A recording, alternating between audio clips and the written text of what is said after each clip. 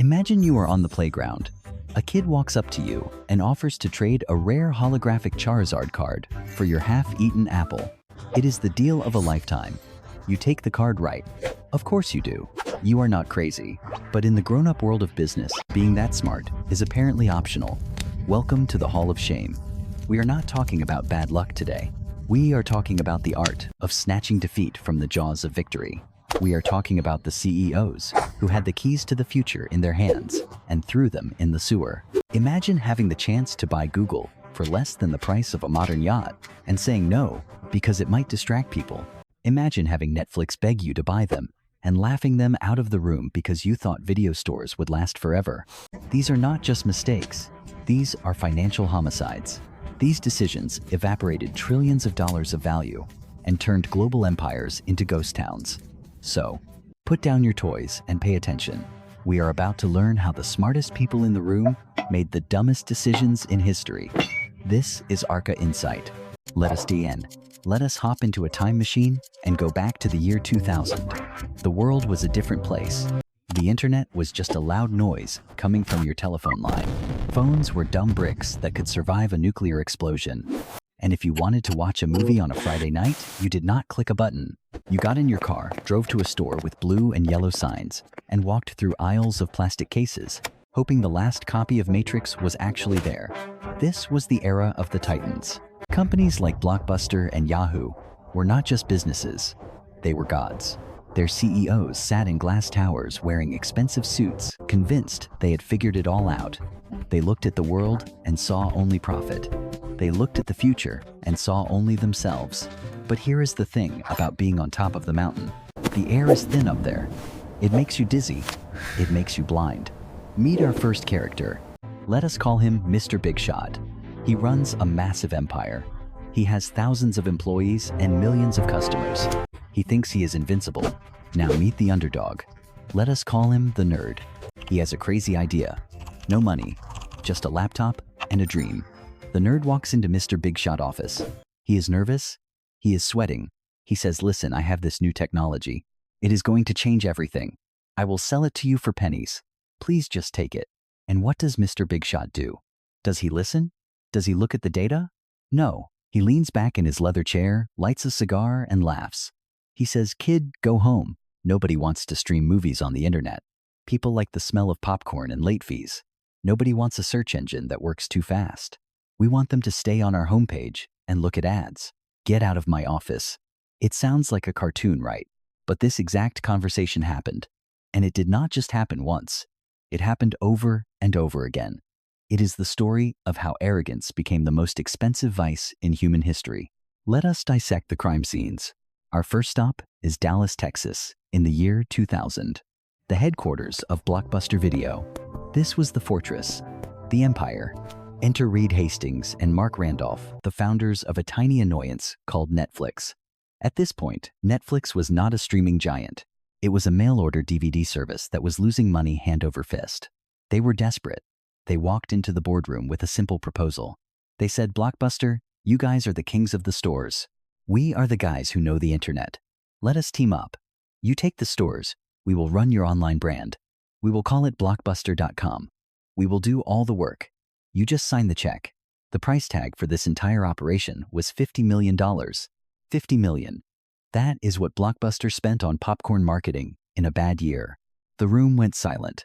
Then the Blockbuster CEO John Antioco smiled. And then he laughed. He did not just say no. He laughed them out of the room. One of the Netflix founders later said he struggled to keep his composure because the rejection was so brutal. The Blockbuster executives thought the idea of mailing DVDs was cute but pathetic. They were addicted to a drug called late fees. You remember those. You rent a movie, forget to return it, and owe the store $5. That annoyed you, but it made Blockbuster rich. 12% of their entire revenue came from punishing their own customers. They looked at Netflix and saw a business model that did not punish people. They could not understand it. Why would we give up free money? Why would we embrace the future when the past pays so well? They sent Netflix packing. That $50 million rejection is now a $200 billion mistake. But wait, it gets worse. Let us fly over to Silicon Valley. The year is 1999. A company called Excite was the #2 search engine in the world. The CEO, George Bell, was a rock star. Two college kids named Larry Page and Sergey Brin came to him. They had built a search engine in their garage called Google. They wanted to sell it because it was taking up too much of their time studying. The price, $750,000. Not millions, thousands. For the price of a nice house, Excite could have owned Google. But George Bell had a problem with Google. It was too good. Back then, search engines wanted you to stay on their website. They wanted you to read news, check stocks, and look at banner ads. Google was different. You typed a word, clicked a button, and boom, you were gone to the destination. George Bell told the Google guys that their engine was too fast.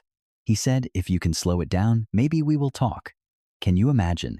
Telling a race car driver to drive a tricycle because the billboards are blurry. He passed on the deal. Google is now worth nearly $2 trillion. Excite went bankrupt a few years later and was sold for pieces of scrap. And finally, the king of missed opportunities, Yahoo. In 1998, Yahoo also had the chance to buy Google for $1 million. They said no for the same reason. Search is a commodity. It does not matter. Fast forward 4 years. It is 2002. Google is growing. Yahoo realizes they made a boo-boo. So they go back to buy Google. This time Google says, fine, we will sell. But the price is now $5 billion. The Yahoo CEO, Terry Semel, hesitated. He tried to negotiate. He offered $3 billion. He thought he was being a tough businessman.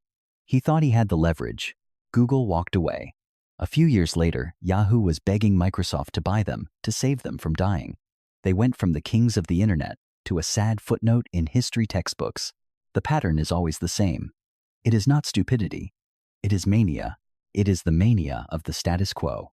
These CEOs were so obsessed with protecting their current pile of gold that they could not see the mountain of gold waiting right next to them. They viewed innovation as a threat instead of a lifeline. They treated the internet like a fad. They treated streaming like a joke. They treated software like a toy. And while they were laughing, the ground beneath them was turning into quicksand. They were standing on the beach, watching the water recede and thinking, wow, look at all this free land. They did not know a tsunami was 10 seconds away. So why did this happen? Why did these highly educated men with degrees from Harvard and Yale make mistakes that a teenager could have spotted? It was not because they were stupid. It was because they were trapped. Let us explain this using the cash cow. Imagine you have a cow in your backyard. Every morning you walk outside, milk the cow, and it gives you a bucket of liquid gold. That cow is your current business. For Blockbuster, the cow was late fees. For Kodak, it was selling film rolls. For Yahoo, it was banner ads. It was easy money. It was safe money. You love the cow. You want to protect the cow. Now imagine a skinny kid walks up to you and says, hey, mister, trade me that cow for these magic beans. The beans look weird. They do not produce gold today. In fact, to grow the beans, you might have to starve the cow. This is the nightmare scenario for a CEO. If Blockbuster started streaming movies, they would stop making money from late fees. They would effectively be killing their own cow to plant magic beans that might not even grow. No CEO wants to be the guy who killed the golden cow. So they chose safety. They built higher fences around the cow. They polished the cow hooves. They fired anyone who suggested the cow was getting old. But here is the mechanism they ignored. Cows do not live forever. The market is not a farm, it is a jungle. While they were busy protecting their old profit piles, the world changed. They were trying to optimize a candle factory, while Thomas Edison was inventing the light bulb. They were so focused on squeezing the last drop of profit from the present that they completely forgot to build a bridge to the future. It is a concept called the innovator's dilemma. When you are winning the game, you are terrified to change the rules. But the underdogs, like Netflix and Google, had nothing to lose. They had no cow to protect. They could flip the entire table over and start a new game. And that is exactly what they did. They did not beat the giants at their own game. They invented a new game where the giants were not allowed to play. The proof is in the pudding, or in this case, the empty parking lots. Let us look at the scoreboard today. Blockbuster once had 9,000 stores around the world. It was a cultural icon. Today, there is exactly one left. One. It is in Bend, Oregon.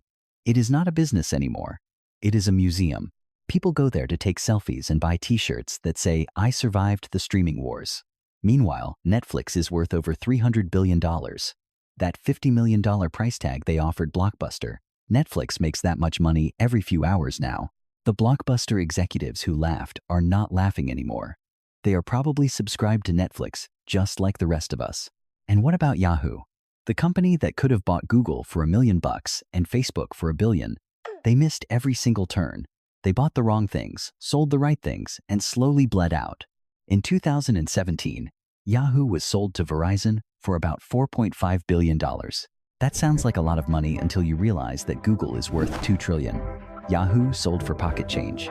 They sold for less than what Google spends on office snacks. It is the ultimate humiliation.